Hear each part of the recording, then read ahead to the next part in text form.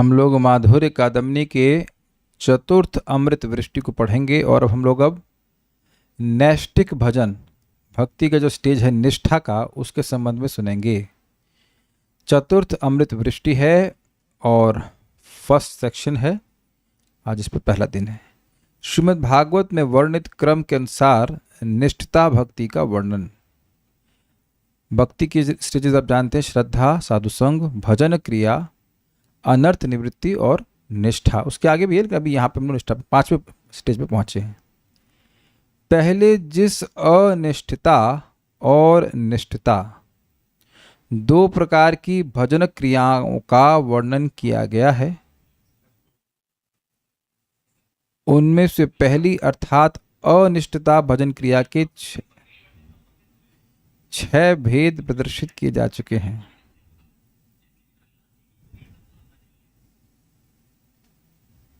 News देख रही थी माता जी। नोट, यस, याद दिलाने के लिए कि अनिष्टता भजन 6 प्रकार की होती है। माइक लीजिए नेशो माता जी, बताइए एक एक पॉइंट क्या क्या था, ये शब्द को व्याख्या करिए। सब लोग भूल गए हैं। माइक दीजिए ना, कल्याणपुर माइक दीजिए। आते 7 क्वेश्चन यहाँ बढ़ते एग्जाम। 3 आप बताएंगे, 3 कल्याणपुर बताएंगे। आपके पास माइक, हाँ बताइए। उत्साह माइक का बताइए क्या होता है। उत्साह में जब शुरू में भक्ति स्टार्ट करते हैं तो बहुत उत्साह रहता है। यस, क्योंकि प्योर डिवोटी हो गए ना एकदम से। हाँ, ये अनुभव होता है। फिर घन तरला। जब उत्साह ज़्यादा होता है तो अच्छी घन होती है भक्ति, और जब उत्साह कम हो जाता है जिस दिन उस दिन तरल जैसे तर फैल जाती है। मतलब कभी कभी अच्छा लगता है तो एकदम लगता है कि बड़ा अच्छा भक्ति में लग रहा है, कभी कभी तरल लगता है। और व्यूढ़ विकल्पा में बहुत बहुत ऑप्शंस आने लग जाते हैं कि ये करना सही होगा, शादी करूं ना करूं, हाँ, जंगल जाऊं ना जंगल जाऊं ना जाऊं, या फिर उस भक्ति में भी श्रवण करूं कि कीर्तन करूं कि प्रसाद खाऊं कि सेवा करूं इत्यादि। आगे बताइए। विषय संग्रह। हरे कृष्ण पूज्य। विषय, हाँ ठीक है। विषय संग्रह में विषय को कभी कभी तो पकड़ लेते और कभी कभी उसको छोड़ देते हैं। मतलब कभी कभी छोड़ देते हैं विषय, मतलब भोगों को छोड़ देते हैं, कभी कभी उनको अच्छा मान लेते हैं, स्वीकार कर लेते हैं। और नियमक क्षमा। नियमक क्षमा में प्रभु जी भक्त नियम को पालन करने में उसको भक्ति के उत्कर्ष के लिए, मतलब 16 माला तो चली कर रहे हैं, और बढ़ाने के लिए संकल्प लेता है लेकिन वो कर नहीं पाता है, उसमें अक्षम हो जाता है। और तरंग रंगनी में भक्ति में करते वक्त भक्त को बहुत सारे उपाधि और पूजा आदि सब मिलते रहते, तो फिर उसमें पूजा प्रतिष्ठा धन आदि मिलता है। हाँ। तो उसमें हो सकता है कि वो बह जाए उस तरंग में। ठीक है, तो ये सब हैं अनिष्टता भजन के 6 प्रकार। भजन क्रिया के लक्षणादि का निरूपण नहीं करके अनर्थ निवृत्ति की आलोचना की गई। बात यहाँ ये कह रहे हैं कि भाई जब भजन 2 प्रकार का हुआ, अनिष्ठित और निष्ठित। तो जब अनिष्ठित का वर्णन हो गया तो उसके बाद किसका करना चाहिए? निष्ठित का। लेकिन वो नहीं किए, उसके बाद किए अनर्थ निवृत्ति का। तो कोई चक्रवर्ती बात से पूछे कि आप ऐसा क्यों कह रहे हैं, और रूप गोस्वामी जी भी ऐसा क्यों कह रहे हैं कि भाई भजन क्रिया फिर उसके बाद निष्ठा बोल देना चाहिए, लेकिन बीच में अनर्थ निवृत्ति क्यों डाल रहे हैं? तो उसको देखते हैं, समझा रहे हैं। क्योंकि श्रीमद् भागवत में कहा गया है, शृण्वताम स्वकथा कृष्ण पुण्य श्रवण कीर्तन हृदयंतस्थै भद्राणि विधुनोति सुहृत्सताम। साधुओं के परम सुहृद पुण्य श्रवण कीर्तन श्री कृष्ण अपनी कथा श्रवण करने वाले मनुष्यों के हृदय में विराजमान होकर उनके अमंगल समूह का नाश कर देते हैं। नष्टप्रायेषु भद्रेषु नित्यं भागवत सेवया भगवती उत्तम श्लोके भक्तिर्भवति नैष्टिकी। श्रीमद् भागवत के नित्य सेवन द्वारा अमंगल समूह के प्राय नष्ट हो जाने पर उत्तम श्लोक भगवान में उनकी नैष्टिकी भक्ति का उदय हो जाता है।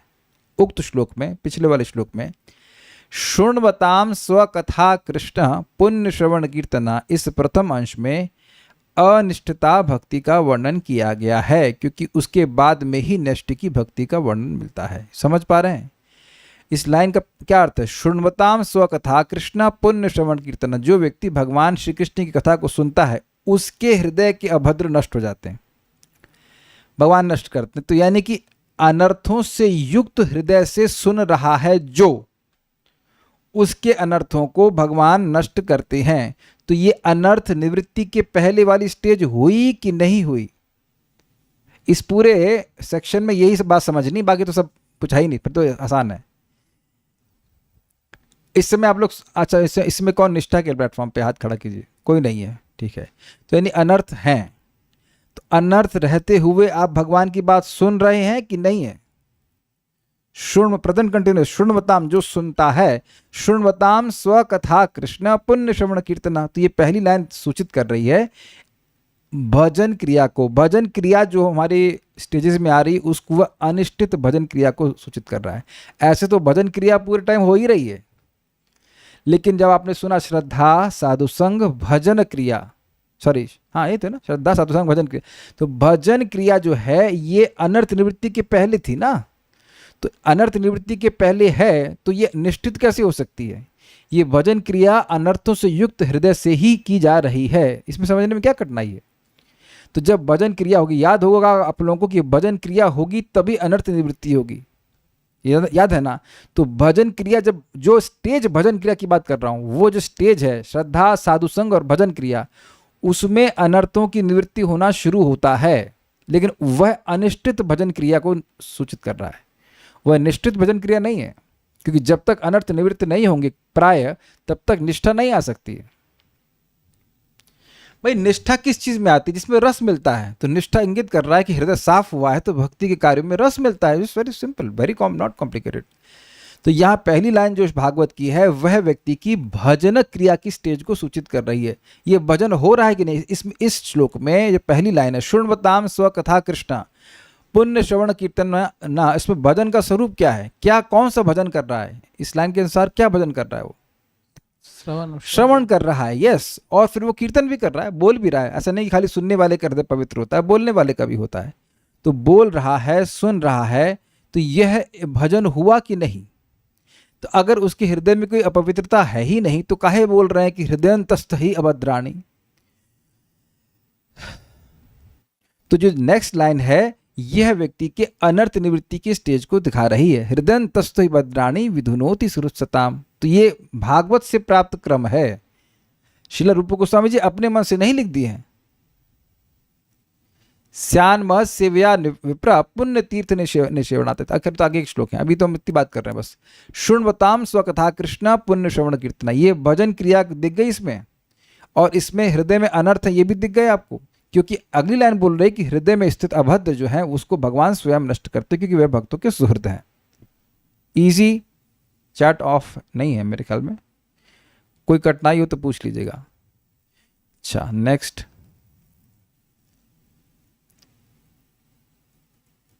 अच्छा इस प्रथम अंश में अनिष्टता भक्ति का वर्णन किया गया है, क्योंकि उसके बाद में ही नैष्ठिकी भक्ति का वर्णन मिलता है। इन दोनों प्रकार की भक्तियों के बीच में अनर्थ निवृत्ति का वर्णन किया गया है। हृदयंतस्तु हि भद्राणी विधुनोति सुरुत्सताम। देखिए इसमें इसका अर्थ हुआ अमंगल समूह का नाश करते हैं। इस वाक्य से अनर्थ निवृत्ति की बात भी सूचित होती है। ये क्लियर हुआ? देखिए एक बात और देखिएगा, ये एकदम आगे पीछे वाले श्लोक हैं। ये श्लोक है, उसके बाद अनष्ट प्रायशो भद्रेषु नित्यम भागवत सेवया। तो अब बिल्कुल उससे समझ में आ रहा है कि भगवती उत्तमा श्लोके भक्तिर भवती नैष्टिकी। तो ये नैष्टिकी भक्ति का वर्णन हो गया प्राय जब अनर्थ नष्ट हो गए। और शुण्वताम स्वकथा कृष्णा जो है, अरे क्या हो रहा है, हाईलाइट क्यों नहीं हो रहा? ये जो लाइन है ये दिखा रही है भजन क्रिया। तो ये जो लाइन है हृदयंतस्थ भद्राणी विधुनोति सुरुत्सताम, ये क्या सूचित करेगी? अनर्थ निवृत्ति को। उसके बाद नष्ट प्रायेषु भद्रेषु नित्यम भागवत सेवया भगवती उत्तम श्लोके भक्तिर भवती नैष्टिकी। तो इसलिए क्रम प्राप्त हो रहा है भजन क्रिया, अनर्थ निवृत्ति और फिर निष्ठा। You can't jump it. कोई कहे कि हम निष्ठा को प्राप्त हो गए लेकिन फिर भी अनर्थ उसके हृदय में दिख रहे हैं उसको या अन्यों को, that's bogus. You can't jump it. ठीक है, भागवत ही जंप नहीं करने दे रही तो हम कैसे जंप कर सकते हैं? There is no scope of imagination in bhakti. जैसे हम लोग इमेजिन नहीं करते हैं कि हमारी भूख शांत हो गई है, हमको अनुभव होता है कि हाँ शांत हो गई, और ना ही किसी से सर्टिफिकेट लेते हैं। अग्रीड? खाना खाते हैं, हो गया, हाँ ठीक। उसी तरह से जैसे जैसे व्यक्ति भक्ति करता जाएगा उसको अपने आप अपने हृदय के अनर्थ नष्ट होते हुए दिखेंगे। पहले दिखेंगे फिर नष्ट होते हुए दिखेंगे। क्या कहा मैंने? एक्सप्लेन कीजिए मैंने क्या कहा? पहले रिपीट कीजिए मैंने क्या कहा, फिर एक्सप्लेन कीजिए। कि जो भक्त होगा, जो करेगा भजन, भजन क्रिया थोड़ा करेगा, जोर से बोली। हाँ तो उसको पहले अपने अनर्थ दिखेंगे और फिर वो नष्ट होते हुए भी दिखेंगे। हाँ, ये तो ठीक सही बोला। इसका मतलब क्या है? कि पहले उसको अपने में दिखेंगे कि मेरे में अंदर ये वासना या कमियां हैं, वेरी गुड। और फिर वो धीरे धीरे फर्स्ट वी बिकम कॉन्शियस कि भाई मेरा हृदय गंदा कितना है। जैसे कल हम ये गई हुई हैं अभी घर पे, तो कल हम सोचे आज झाड़ू नहीं मारते, ठीक है। आज सुबह भी लग रहा था नहीं आज भी तो साफ ही है फिर जब झाड़ू मारने लगे तो काफी कचरा बाहर निकला। अब हमारे जैसे लेजी के लिए आप क्या उम्मीद कर रहे हैं उनसे फिर याद आया हमको अमरीश महाराज भी भगवान का मंदिर झाड़ते थे, अच्छा नहीं है, ठीक है चलो कर लेते हैं, कुछ प्रेम मिलेगा भगवान का। तो ये होता है, यू बिकम फर्स्ट कॉन्शियस। और इस ये बहुत बड़ी बात है कि भक्त लोग परेशान हो जाते हैं इसमें। प्रभु जी हमारे तो पहले तो कुछ नहीं हो रहा था, अब ये हो रहा है, वो अब पहले ही था, वो सब ऊपर बाहर आ रहा है। तो ये सब चीज़ों का वर्णन होता है। हम बात कर रहे थे कि ये निष्ठा का स्तर व्यक्ति को स्वयं अनुभव होगा, सर्टिफिकेशन की जरूरत नहीं है। इसलिए हमें समझना है कि निष्ठा का स्तर क्या होता है, ठीक है। तो इन दोनों प्रकार की भक्तियों के बीच में, यानी भजन क्रिया और निष्ठा के बीच में अनर्थ निवृत्ति का वर्णन आपको भागवत से ही मालूम चल गया। हृदयंतस्थ भद्राणी विधुनोति सुरसताम, ये इसका अर्थ है कि अमंगल समूह का नाश भगवान करते हैं, और ये हो गया अनर्थ निवृत्ति का वर्णन। इस वाक्य से अनर्थ निवृत्ति की बात भी सूचित होती है। पुनः वहीं पर अगले श्लोक में नष्ट प्रायेषु भद्रेषु, ये थोड़ी मिस्टेक हो गई है, नष्ट प्रायेषु अभद्रेषु, वो एक्चुअली अलग अलग हो गया, एक साथ होना चाहिए, नष्ट प्रायेषु अभद्रेषु, ठीक है। प्राय सारे अभद्र नष्ट हो जाते हैं। इस वचन के द्वारा यह भी सूचित होता है कि अमंगलों के किसी किसी अंश की निवृत्ति नहीं भी होती है। कैसे? कौन से शब्द से? प्राय से। अभद्र जो हैं यानी अनर्थ हैं, जो अपराध से उत्पन्न अनर्थ हैं, वो प्रायः नष्ट होते हैं, पूर्णतः नष्ट नहीं होते हैं। बहुदेशवर्तनी था जहाँ तक मुझे स्मरण आ रहा है, दैट मीन्स 75% तक नष्ट हो जाते हैं। ठीक है, ये हो गया। अतः श्रीमद् भागवत में वर्णित क्रम के अनुसार यहाँ पर निष्ठता भक्ति का वर्णन किया जा रहा है। किस में वर्णन किया जा रहा है? नष्ट प्रायेषु भद्रेषु नित्यम भागवत सेवया भगवती उत्तम श्लोके भक्तिर भवती नष्ट की, इस श्लोक में निष्ठा का वर्णन कर रहे हैं। एक बात आप यहां देख लीजिएगा भाई, once in a week Bhagwat सुनने से निष्ठा नहीं प्राप्त हो सकती है, once in a lifetime सुनने से भी नहीं मिल सकती है, once in a blue moon सुनने से भी नहीं होगी।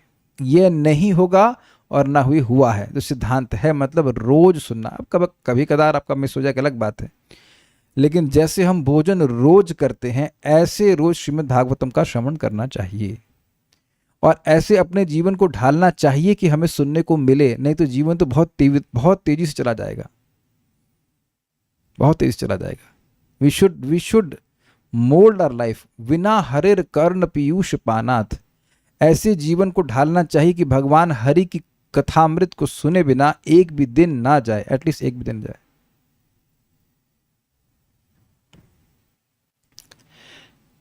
एक भक्त पूछ रहे हैं किस किस अंश की निवृत्ति नहीं होती है, ये नहीं समझ में आया। देखिए ये समझ में कैसे आएगा, आपको पहले का पुराना पता नहीं सुने हैं कि नहीं सुने हैं, वहाँ अपराध से उत्पन्न अनर्थों के बारे में वर्णन किया गया है, लेकिन यह नहीं बताया कि कौन से अनर्थ नष्ट हो जाएंगे, खाली मात्रा का वर्णन किया गया है।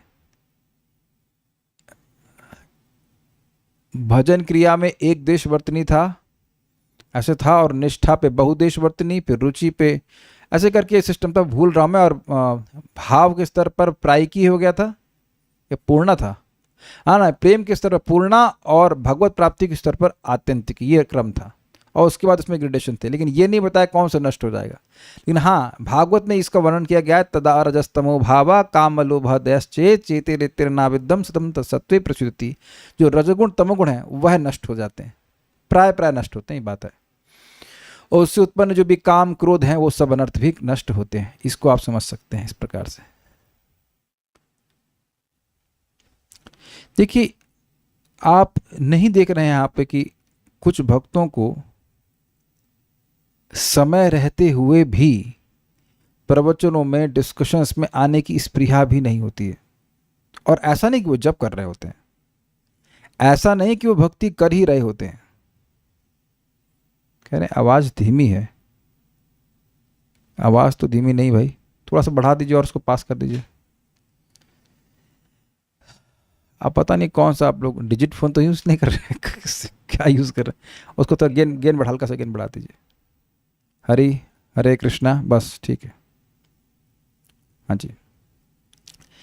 तो ये आप देखेंगे कि लोग रजोगुणी तमोगुणी शब्द को सुनने में रुचि रख रहे होते हैं, मीन्स यूट्यूब, लेकिन भगवान की बात को सुनने में रुचि नहीं रख रहे होते। मैं लोगों से कहने का मतलब भक्तों की बात कर रहा हूँ। यानी अभी रजोगुण और तमोगुण का कलमश बहुत विद्यमान है, ये बात है। जैसे जैसे हृदय में सत्वगुण की वृद्धि होगी तो ये सारी बातें अपने आप ही नहीं अच्छी लगेंगी। इसलिए अगर ना भी अच्छा लग रहे प्रारंभ में व्यक्ति को, फिर भी अपने मन को भक्तों की संगत में आकर कथा में लगाना चाहिए। भक्तों की संगत में थोड़ा आसान हो जाता है, ये बात है। और हर व्यक्ति को ये बात व्यक्तिगत रूप से समझनी होती है। देखिए एक और अजीब सी बात है कि जब भागवत की बात होती है तो लोग उसको, मैंने कहूँगा सभी लोग ऐसा करते हैं, लेकिन बहुत बार लोग उसको हाफ हार्टेडली सुनते हैं, एज इफ कि इतना आसान है कि तुरंत समझ में आ जाएगा। और जो मटेरियल बातें होती हैं वो सब छोड़ करके सुनते हैं, उसको बहुत ध्यानपूर्वक सुनते हैं, जो कि अगर उसे समझ में भी आ जाएगा तो क्या होने वाला है, उससे कुछ होना तो है नहीं। श्रील प्रभुपाद 2.1.1 के लेक्चर में अपने डिसाइपल्स को कह रहे हैं कि हमने सुना है, प्रभुपाद बोल रहे हैं कि हमने सुना है कि कुछ फैमिली डिसाइपल्स, मतलब जो फैमिली में रह रहे हैं, फैमिली डिसाइपल्स मतलब वह शिष्य जो गृहस्थी में हैं, वह मंदिर नहीं आते हैं, वह भक्तों को संगत नहीं करते हैं। तो स्वाभाविक सी बात है कि बाहर के लोगों की संगत कर रहे हैं और कुछ दिन के बाद वह ऐसा करते रहे तो वो गृहमेदी बन जाएंगे, गृहस्थ नहीं रह पाएंगे।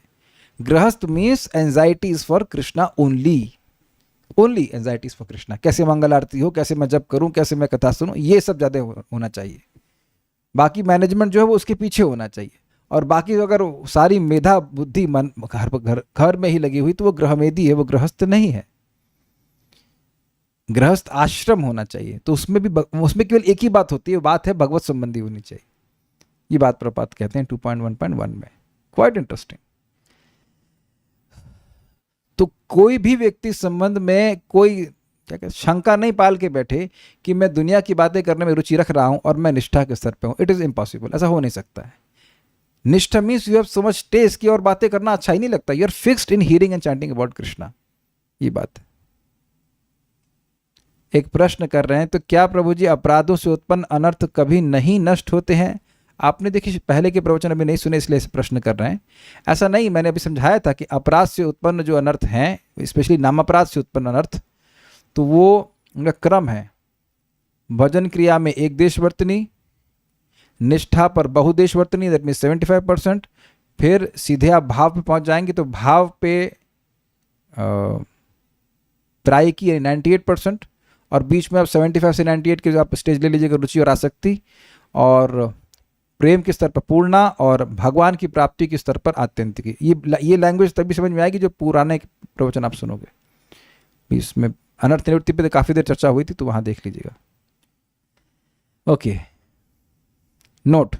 अब नोट समझने में आसानी होगी, थोड़ी बातें एक्स्ट्रा हैं इसलिए उसको वहाँ पे रखा गया है। द्वितीय अमृत वृष्टि के 5वें किंतु कहाँ चला गया? द्वितीय अमृत वृष्टि के 5वें अनुच्छेद में भजन क्रिया के 2 भेद अनिष्टता और निष्ठता का वर्णन किया जा चुका है, और 6ठे अनुच्छेद में 6 प्रकार की अनिष्टता भजन क्रिया का विस्तार पूर्वक वर्णन किया जा चुका है, घन तरला इत्यादि, जो आपने भी सुना था। इसके पश्चात दूसरे प्रकार की निष्ठता भजन क्रिया के लक्षण सहित कुछ भी आलोचना नहीं की गई है। मतलब कि निष्ठता भजन क्या होता है वो नहीं बताया गया, किंतु अनर्थ निवृत्ति की आलोचना की गई है। उसमें हम लोगों ने 19 दिन लगाए हैं, है ना। अनर्थ निवृत्ति में ही 19 दिन लग गए। इसे समझ लीजिए कि अनर्थ निवृत्ति में बहुत टाइम लगता है। अनर्थ निवृत्ति समझने में जब 19 दिन लग रहे हैं, तो अनर्थ निवृत्ति होने में अगर 19 जन्म लग जाए तो कोई आश्चर्य नहीं है। मतलब काफ़ी इंटरेस्टिंग है ना। 19 दिन केवल अनर्थ निवृत्ति को समझने में लग गया। इट इज़ अ फैक्ट कि काफ़ी लंबा चलता है, और बहुत से लोग उसमें ड्रॉप करते कहते हैं अगले जन्म में आएंगे, अभी जितनी हो गई अब थोड़े मज़े लेने दो, अब अगले जन्म में आएंगे। ऐसा करते हैं, वक्त ड्रॉप करते हैं। उनको लगता है कि अनर्थ निवृत्ति होगी ही नहीं, it's just too long seems to be. अनिष्टता के बाद निष्ठता भजन क्रिया का वर्णन ना कर अनर्थ निवृत्ति का वर्णन क्यों किया गया? इसका कारण उल्लेख करते हुए ग्रंथकार श्री चक्रवर्ती पाद ने भागवत के 2 श्लोकों को उद्धृत किया है जिसमें अनर्थ निवृत्ति के बाद ही निष्ठा का वर्णन किया गया है, उससे पहले नहीं आ सकती है। शृण्वताम स्वकथा कृष्णा पुण्य श्रवण कीर्तना हृदयंतस्थ भद्राणी विधुनोति सुरस्वताम नष्ट प्रायेषु भद्रेषु नित्यम भागवत सेवया भगवती उत्तम श्लोके भक्तिर्भवती नैष्टिकी 1.2.17-18। ये सब आगे पीछे वाले श्लोक हैं। संतों के नित्य सुहृद भगवान श्री कृष्ण के यश का श्रवण और कीर्तन दोनों ही पवित्र करने वाले हैं। मतलब जो बोलता है उसको पवित्र करता है, जो सुनता है वह भी पवित्र होता है। वे अपनी कथा सुनने वालों के हृदय में विराजमान होकर उनकी समस्त अशुभ वासनाओं को नष्ट कर देते हैं। श्रीमद् भागवत अथवा भगवत भक्तों के निरंतर सेवन से जब हृदय की अशुभ वासनाएं नष्ट हो जाती हैं तब पवित्र कीर्ति भगवान श्री कृष्ण के प्रति नैष्ठिकी भक्ति का उदय होता है। एकदम इस लाइन को समझ लीजिए कि जब तक अशुभ वासनाएं हैं तब तक कोई कहे कि एक प्रकट टेस्ट नहीं आएगा। टेस्ट है पहले दिन से ही, और भजन क्रिया में भी टेस्ट है, अनुष्ठित भजन में भी टेस्ट है, नहीं तो हम उसमें भी कुछ नहीं टिक पाते। अनर्थ निवृत्ति में भी आपको टेस्ट अनुभव होता है लेकिन प्रकट नहीं होता हमेशा। कभी कभी अनुभव होता है लेकिन कभी कभी मोस्टली नहीं होता है। निष्ठा के स्तर पर व्यक्ति को टेस्ट प्रकट अनुभव होने लगा। जैसे अब मैं पूछूं कि तहरी जानते हैं आप, मतलब तहरी का टेस्ट जानते हैं, रसमलाई का टेस्ट जानते हैं, गुलाब जामुन का टेस्ट जानते हैं, तो वह टेस्ट आपको प्रकट अनुभव होता है, इसलिए आप कह रहे हो हम जानते हैं। तो निष्ठा के स्तर पर अनर्थ इतने साफ हो गए हैं कि व्यक्ति को अब टेस्ट प्रकट अनुभव होता है। तो देखिए आप विचार कीजिए, जब प्रकट टेस्ट अनुभव हो रहा है और हर दिन हो रहा है, हर समय हो रहा है, हर बार हो रहा है, तो आप भक्ति में निष्ठ नहीं हो जाएंगे? ये बताइए। कोई गुलाब जामुन है, अब उसको तो खाना अच्छा लग रहा है, अब ऐसा गुलाब जामुन हो जो खाए और गायब हो जाए, टेस्ट हो लेकिन उसे खाएंगे, आस्वादन करेंगे लेकिन हजम नहीं करना पड़े, तो अब रुकेंगे कैसे? तो भगवान की कथा में तो ऐसा कुछ है नहीं कि कान भर जाएंगे, कोई कुछ डायबिटीज हो जाएगी, ऐसा कुछ भी नहीं है। तो अगर कथा में रुचि होगी तो फिर व्यक्ति को उसको करता रहेगा। ये सिंपल सिद्धांत समझिए, भक्ति में व्यक्ति फिक्स होता है रस के द्वारा। वो भक्ति कर रहा है, अब उसको उस भक्ति के प्रभाव से उसका हृदय पवित्र होता जा रहा है, और जैसे जैसे पवित्र होता जा रहा है वैसे वैसे उसको रस की अनुभूति और अधिक होती है। रस मतलब कोई सेवा करते हैं उससे जो हमें सुख की अनुभूति होती है उसे कहते हैं रस। तो अभी हम लोग श्रवण कीर्तन कर रहे हैं, तो जब रस मिलने लगता है तो व्यक्ति को बाध्य होकर के फिक्स नहीं होना पड़ता है, निष्ठा में कोई जबरदस्ती नहीं करनी पड़ रही है, आपको अच्छा लग रहा है, ये बात है, अच्छा लग रहा है इसलिए फिक्स्ड हो गए। I hope it is very clear. ऐसा नहीं होगा किसी दिन कि आज जप नहीं करना है, ऐसा कुछ नहीं। हम देख रहे हैं कि लोगों को बहुत ज़्यादा काउंसिल करना पड़ता है, कुछ लोगों को एकदम धक्का मार के कॉल करके तब उनको याद आता है। एक दिन आ जाएंगे फिर वही फुस, फिर वही फुस। तो वो एक बहुत बड़ी गलती कर रहे हैं, और वो ये है कि ये श्रीमद् भागवतम का श्रवण नहीं करते। तो नहीं करोगे तो फिर निष्ठा नहीं मिलेगी।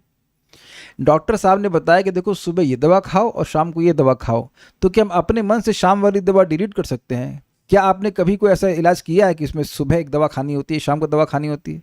आपको सुबह वाली तो मीठी खा लूँगा या जो भी सुबह वाली खा लूँगा, शाम को छोड़ देता हूँ, तो ठीक हो जाएंगे आप? नहीं हो सकते। अच्छा लग रहा है मीन्स निष्ठा जागृत हो रही है, जी हाँ, क्योंकि हृदय के शुद्धिकरण के बिना अच्छा लग ही नहीं सकता है, नॉट पॉसिबल। क्लियर हो गया?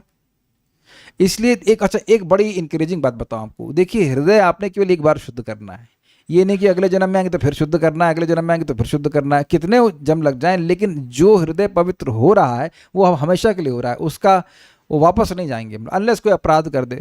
देखिए, एक बात मैं बता रहा हूँ सिंपल, अगर हम नियमित रूप से कथा सुनते रहेंगे तो कोई पागल ही होगा जाकर के भक्तों से झगड़ा करेगा। I mean he will be damn crazy to do that. वस्तुतः संकल्प ही नहीं आता कि किसी भक्त से जाके झगड़ा करें, एक्सेप्ट वाइफ पे अधिकार है झगड़ा करने का। Sometimes you can fight and then say sorry, sometimes you can. But आप बताओ कि क्यों राधिका प्रभु झगड़ा करने का मन करता है आपका भक्तों से? ना, मन इतना ठंडा हो जाता है कथा सुन करके, इतनी शांति मिलती, प्रसाद मिल गया, कथा मिल गई, और क्या सही में there is no point in जो ये आप सही हैं, आप तो हमेशा सही हैं, हमेशा सही रहे हैं, आप सही बोल रहे हैं, प्रभु जी सही कह रहे हैं आप, खत्म। अ पर्सन हु वाज, बड़ा अच्छा है, श्रीमती माता जी ने बोला था, बहुत सीनियर ब्रह्मचारी नहीं, बहुत सीनियर, बोले a person who was taste for issues has no taste for naam. जिसको इन सब चीज़ों में रुचि है कि भाई आज का ये चल रहा है, आज की कहानी क्या है, आज की कहानी क्या है, वो नाम में कैसे रुचि प्राप्त कर सकता है? तो रिवर्स भी कर सकते हैं, भगवान की कथा सुनते रहते हैं, वो अपने आप ऐसा प्रभाव देती है कि व्यक्ति कोई बात नहीं करता। एक भक्त हमको बोले कि प्रभु जी हमें कह रहे हैं लोग कि हमारा दिमाग खराब हो गया है, हमारा उनका दिमाग खराब हो गया है, वो लोगों से बात नहीं कर पाते, फालतू लोगों से, तो क्या करना चाहिए? हमने कहा आप ठीक हो रही हैं, उसको कह रही हैं पागल हो रहे हैं। फालतू की बात करने का मन नहीं कर रहा है तो अच्छी बात है ना। आप खुद ही बोल रही हो कि फालतू की बात करने का मन नहीं कर रहा है, तो ये अच्छी बात है कि नहीं? कोई अगर कहे कि मैं फालतू काम नहीं कर रहा हूं, मैं बिगड़ रहा हूं, तो ये बेवकूफ़ी हुई कि नहीं? हाँ, बेवकूफ़ तो जरूर कह सकते हो। तुम सही हो रही हो और बोल रहे हो कि हम पागल हो रहे हैं, और जो अगर मान लो 4-6 पागल इकट्ठे हो जाए कहे आप पागल हो, तो अब बात मानेंगे उनकी? ठीक है। तो अशुभ वासना नष्ट होती है तब पवित्र कीर्ति भगवान श्री कृष्ण के प्रति नैष्ठिकी भक्ति का उदय होता है। लेकिन ध्यान दीजिएगा, भक्ति करने से ही ये वासनाएं नष्ट होंगी, वासना अलग से नष्ट करके आप भक्ति में नहीं आएंगे। जैसी वासनाएं जो भी है, कुछ भगवान के बारे में सुनना शुरू कर दीजिए। उपरोक्त दोनों श्लोकों के प्रारंभ में ही कहा गया है, शृण्वताम स्वकथा कृष्ण पुण्य श्रवण कीर्तनार्थ, अर्थात भगवान श्री कृष्ण के यश का श्रवण और कीर्तन दोनों ही पवित्र करने वाले हैं। वे अपनी कथा सुनने वालों के इस वचन से अनिष्टता भजन क्रिया की बात की गई है ऐसा ज्ञात होता है। समझ में आया? क्योंकि इसके बाद हृदयंतस्थ भद्राणी, अर्थात हृदय में प्रवेश कर अमंगलों का नाश करते हैं, ऐसा वर्णन किया गया। सेम बेसिकली रिपीटेशन ही है जो बात कही गई थी। इस वाक्य के द्वारा अनर्थ निवृत्ति की बात कही गई, अतएव अनिष्टता भजन क्रिया के पश्चात ही अनर्थ निवृत्ति का क्रम उपलब्ध होता है। द्वितीय श्लोक के पूर्वार्ध में नष्ट प्रायेषु भद्रेषु नित्यम भागवत सेवया, अर्थात नित्य श्रीमद् भागवत अथवा भगवत भक्तों के सेवन के फल से अनर्थ नष्ट प्राय होने पर इस वाक्य से अनर्थ निवृत्ति के स्तर में भी कोई कोई प्रबल अनर्थ किसी किसी अंश में निवृत्त नहीं होता है, ऐसा भी सूचित होता है। ये पॉइंट बताने के लिए मैं स्पेशली नोट को रखा हूँ। देखिए, एक बात समझ लीजिए, ऐसा नहीं कह रहे हैं कि कोई ऐसा अपराध होगा जो नष्ट ही नहीं होगा। भक्ति देवी सभी अनर्थों पर एक साथ कार्य कर रही हैं, यही मैं समझ रहा हूँ। लेकिन कोई कोई अनर्थ ऐसा हो सकता है जो प्रबल बहुत ज़्यादा, तो उसका कुछ कम अंश नष्ट हुआ है, कुछ ग्रहण कर पा रहे हैं। काम है, क्रोध है, लोभ है, मोह है, मद है, मात्सर्य है। तो आप ये नहीं सोचना कि काम और क्रोध पे तो काम किया भक्ति ने और मद और मात्सर्य पे नहीं किया। क्या ये बात समझ में आ रही है? अगर हम 6 रुपयों की बात करें, 6 रुपये समझते हैं ना, काम, क्रोध, लोभ, मोह, मद और मात्सर्य, इन सभी पर काम कर रही है। लेकिन कुछ चीज़ों पर कुछ अनर्थ जो हैं उन पे वो प्रबल बहुत हैं, तो वह कुछ कम अंश में कम होंगे, उनकी मात्रा कुछ कम होगी, और कुछ अनर्थ जो हैं वो अधिक नष्ट हो जाएंगे। यहाँ यह वर्णन नहीं एग्जैक्टली आ रहा कि कौन सा अनर्थ नष्ट होगा, कितनी मात्रा में। इतना बताया गया है कि जो नामापराध से उत्पन्न अनर्थ हैं वो 75% तक नष्ट हो जाते हैं। उनमें से कुछ जो है एकदम समाप्त हो जाते होंगे और कुछ जो है वो कुछ अंश में बाकी रह जाते होंगे। ये बात यहाँ पे कही जा रही है। क्लियर? अतः श्रीपाद ग्रंथकार ने जो अनर्थ निवृत्ति की एक देशवर्तनी, बहुदेशवर्तनी, प्रायिकी, पूर्ण और आत्यंत की इन 5 प्रकार की अवस्थाओं का वर्णन किया है, वह भी युक्ति संगत ही है। याद आ रहा है? एक देशवर्तनी मतलब 25%, बहुदेशवर्तनी मतलब 75%, प्रायिकी 98%, पूर्ण 100%, आत्यंतिक की 100% बट इरिवर्सिबल। अब देखिए, जो पहले के लोग सुनते आए हैं उनके लिए कोई कठिनाई नहीं होगी। जो नए लोग सुन रहे हैं वो सुन लें, बस मतलब सुन लें, मतलब कुछ समझ लीजिए। डिटेल में आपको पुराना सुनना पड़ सकता है। इन 5 प्रकार की अवस्थाओं का वर्णन किया गया है, वह भी युक्ति संगति है। मतलब अर्थात अपराधोत कोई कोई प्रबल अनर्थ कुछ कुछ अंशों में रति के स्तर तक रह जाते हैं, ऐसा कहा गया है। क्योंकि भगवान मतलब भाव भक्ति के स्तर पर 98% तक शुद्धिकरण हो जाता है, 2% बचता है, ऐसे कुछ बताया गया था। श्रीमद् भागवत के वचनों से भी ऐसा संकेत मिलता है। श्रील रूप गोस्वामी पाद ने जो आदौ श्रद्धा तथा साधुसंगोथ भजन क्रिया ततो अनर्थ निवृत्ति स्यात् इस प्रकार क्रम का निरूपण किया है, इसमें उल्लेखित भजन क्रिया अनिष्ठित अवस्था ही है। Is it okay? चीज़ें बहुत सिंपल हैं, लेकिन देखिए कभी कभी क्या होता है ना, उनको ग्रहण करने में थोड़ा समय लगता है, इसलिए मैं स्लोली जा रहा हूँ। जो भजन क्रिया स्टेज है वह अनिश्चित भजन की है, और हम देखिए हमें ईमानदारी स्वीकार करना पड़ा कि हम सब इसमें, इससे एक बहुत बहुत बहुत इंपॉर्टेंट बात है जो मैंने कई बार समझाई है, मैं फिर समझा रहा हूँ। अगर हम यह स्वीकार करें कि हम भजन क्रिया के स्टेज पे हैं या अनर्थ निवृत्ति में कुछ किसी आगे पीछे में हैं, देन वी नीड हेल्प।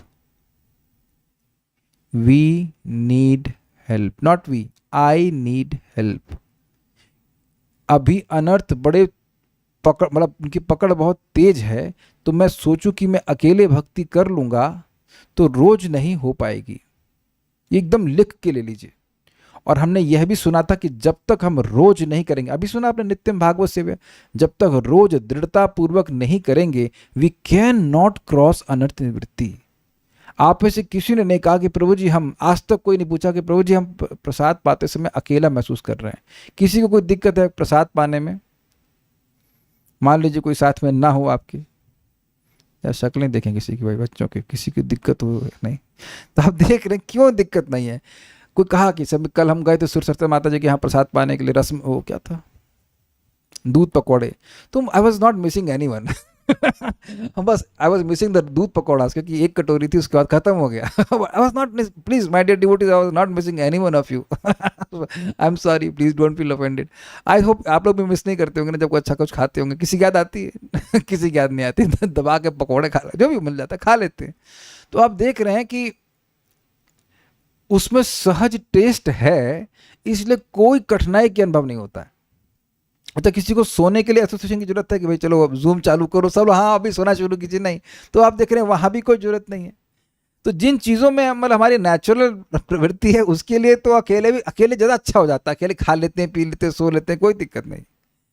लेकिन यहाँ परिश्रम है, क्योंकि अनर्थ जो है कठिनाई अद्भुत मतलब प्रस्तुत करते हैं। तो आप देख सकते हैं, देख कह सकते हैं, रोज अनुभव कर रहे हैं कि भक्त संगत में चीज़ें बहुत आसान हो जाती हैं। मैं फिर रिपीट कर रहा हूँ इस बात को कि अनर्थ निवृत्ति हम तभी क्रॉस कर सकते हैं जब हम रोज भक्ति करें, रोज चैंटिंग चाहे कैसा भी लगे, रोज हीलिंग चाहे कैसा भी लगे। Make sense? तो ये रोज तभी लगेगा चाहे कैसा भी लगे जब हम भक्तों की संगत में होंगे, नहीं तो बाकी सब तो बह जाते हैं। और अनर्थ निवृत्ति तक को मुझे क्रॉस करना है अपने लिए। Do you accept this? हर व्यक्ति जो बीमार होता है वो अपने लिए ठीक होता है, बगल वाले के लिए नहीं होता है ना? तो अब जिसको भी थोड़ा सा विवेक है वह समझेगा कि हाँ, भक्तों की संगत इतनी आसानी से अवेलेबल है, हम लोग सब लोग साथ में आके पढ़ते हैं, तो पढ़ता रहता हूँ, बाकी सब सही हो जाएंगे। हमको आश्चर्य होता है कि कभी कभी भक्त हम देखते हैं कुछ बीमार हो गए तो 2-2, 3-3 महीने के लिए क्लास आना बंद कर देते हैं, तो 2-2, 3-3 महीने के लिए खाना भी बंद कर देते हैं।